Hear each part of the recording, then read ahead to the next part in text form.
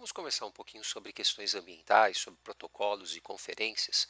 E é importante que você saiba que nos dois últimos séculos, ou seja, da Revolução Industrial até os dias de hoje, o mundo passou por grandes transformações e com grande impacto no meio ambiente. Isso é fruto, sobretudo, dessas duas grandes particularidades. A primeira delas é que houve uma grande expansão urbana industrial. A maneira de viver nas grandes cidades, gerando grande quantidade de lixo, como também a produção industrial, geradora de grandes gases e outros dejetos poluentes, impacta o meio ambiente. Juntamente com isso, a população no planeta aumentou muito, ao mesmo tempo que o consumo também teve um crescimento exponencial. Isso requer cada vez mais matérias-primas, requer a retirada cada vez mais de produtos da natureza e os impactos eles são inevitáveis. Na tentativa de discutir e buscar soluções a isso, a gente sabe que a ONU foi fundamental. A Organização das Nações Unidas ela começou a estimular conferências na tentativa de discutir esses problemas. E uma das primeiras, mais importantes conferências aconteceu em 1972, a chamada Conferência de Estocolmo. Nessa conferência, que contou com a participação de mais de 100 países, a ONU ela cria o chamado PNUMA, o Programa das Nações Unidas para o Meio Ambiente. Esse ainda hoje é um órgão mais importante da ONU na discussão e nas soluções para os problemas ambientais em escala planetária. Também é interessante perceber que a partir das discussões feitas em Estocolmo, alguns frutos nasceram. E um dos mais importantes acontece mais de uma década depois. Em 1987, tivemos a possibilidade da formação de um importante protocolo, o chamado Protocolo de Montreal. O Protocolo de Montreal ele foi um protocolo que buscou soluções para um problema conhecido como buraco na camada de ozônio. A camada de ozônio ela é uma camada que protege a superfície da Terra dos chamados raios ultravioleta. Esses raios ultravioleta, quando eles chegam à superfície, podem desenvolver problemas como câncer de pele nas pessoas ou até mesmo catarata. E a gente sabe que esta camada de ozônio estava sendo destruída pelo uso de um gás chamado CFC, clorofluorcarbono, um gás presente em aerosóis, um gás presente em sistemas de refrigeração. O Protocolo de Montreal buscou reduzir essa produção de gás em escala planetária, fato que repercutiu e deu os efeitos muito positivos. Ora, uma outra conferência importante foi aquela que aconteceu em 1992, conhecida como a Eco 92. Ela aconteceu na cidade do Rio de Janeiro. E foi a partir desta Eco 92, que contou com a participação de diversos países, surgiu a chamada Agenda 21.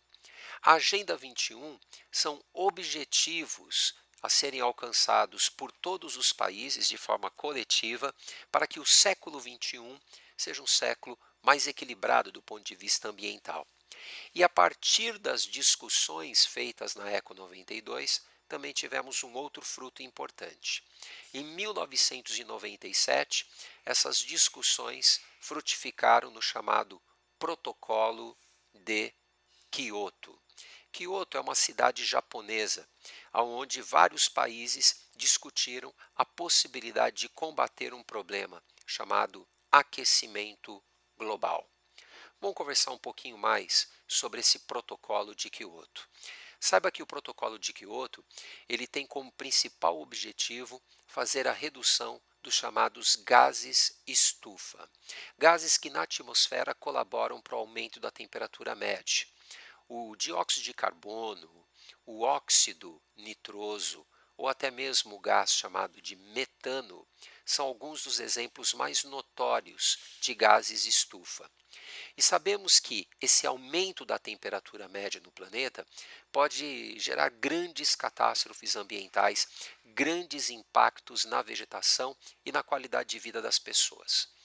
Ora, foi estabelecido em Kyoto que os primeiros países a fazerem essas reduções significativas seriam países desenvolvidos, países industrializados há mais tempo, países que, portanto, colaboram há mais tempo para os chamados gases estufa.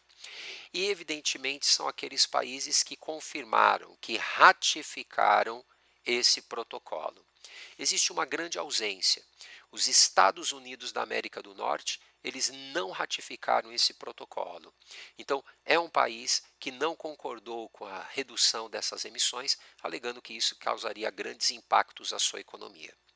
Também é importante que você saiba que existe uma outra coisa que saiu em Kyoto, que foi chamado MDL. MDL são as iniciais de Mecanismo para o Desenvolvimento Limpo. Esse mecanismo para o desenvolvimento limpo, ele também ficou conhecido como venda de créditos de carbono, ou seja, um país de preferência emergente, um país que não precisa fazer reduções neste primeiro momento nas emissões de gases de efeito estufa, pode fazer reduções e vendê-las para outros países que precisam fazer reduções neste momento. Por exemplo, o Brasil ele pode fazer algumas reduções das emissões de gases de efeito estufa e vender essa redução para a Holanda, que nesse primeiro momento, segundo o protocolo de Kyoto, precisa fazer reduções significativas. Isso tornava economicamente interessante do ponto de vista do mercado financeiro um protocolo como esse. Também é interessante que você saiba, importante, que uma conferência foi feita mais recentemente, no ano de 2012, ficou conhecida como Rio+20. Rio+20 aconteceu novamente na cidade do Rio de Janeiro, 20 anos após a Eco 92. E foi uma tentativa de rever algumas das discussões feitas, como também buscar mudanças na maneira em que a sociedade está vivendo, na maneira como a economia é conduzida e também em relação ao meio ambiente. Existe uma coisa importante, a discussão na Rio+20 procurou ampliar as chamadas ações da economia verde, ou seja, ações que promovam o desenvolvimento econômico ao mesmo tempo em que a sustentabilidade ambiental ela é preservada.